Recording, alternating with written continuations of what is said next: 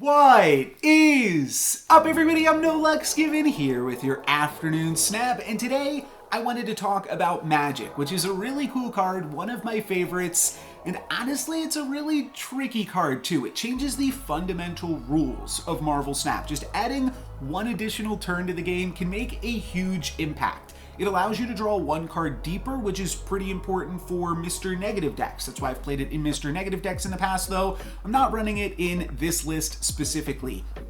Also, that 7th turn, you've got 7 energy. A typical game of Marvel Snap, you only have 21 energy, so it adds 33% more energy to a typical game, and you can build your deck around Magik. You know it's coming, you know what you're doing with it, your opponent doesn't, and that also kind of gives you an advantage because you're changing the game so fundamentally, kind of like a Galactus game. And we have seen Magik have to get changed a little bit. You can no longer play it on turn 6 because that was a little bit unfair. Being able to surprise your opponent on the final turn of the game by saying no, the game's going to be a different length than you thought it was just a little bit too much flexibility because you know it's coming and your opponent doesn't. We've seen decks like Dirty 30, I guess now you'd call it Dirty 29, where you play Magik on turn 5, then you skip turn 6, so that way turn 7 you can play Infinite plus She-Hulk, and honestly there's just a lot of cool ways to take advantage of that card. So wanted to take a look at this game where my opponent does try to get a little bit tricky with Magik.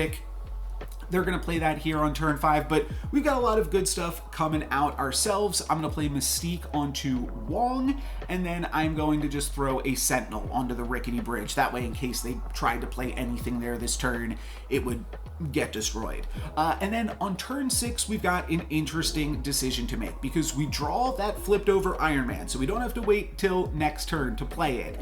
And we've got some other cool things that we could potentially take advantage of on this board. And you might notice I'm playing a lot of my cards this turn, whereas typically this does not need that additional 33% energy. I could play all of these cards on the next turn and plan on filling up all of my locations with them, but I decided to play all my cards on turn 6. And the reason for that is I think that my opponent might be using a different type of magic trick here, and it looks like they might be with how many cards they themselves dropped this turn. So I'm going to commit all of my power to the board on turn 6, and that'll make sense in just a second once we see what my opponent is flipping over. I just had the read. Sometimes you kind of know after you've played a bunch what kind of decks your opponent might be playing. They're going for Magik Scarlet Witch, where you make your opponent think it is going to be a 7-turn game, then you take it away from them right at the very end. So we won't be fooled. We will drop all of our power on turn 6 because this is only actually going to be a 6-turn game. So there you go,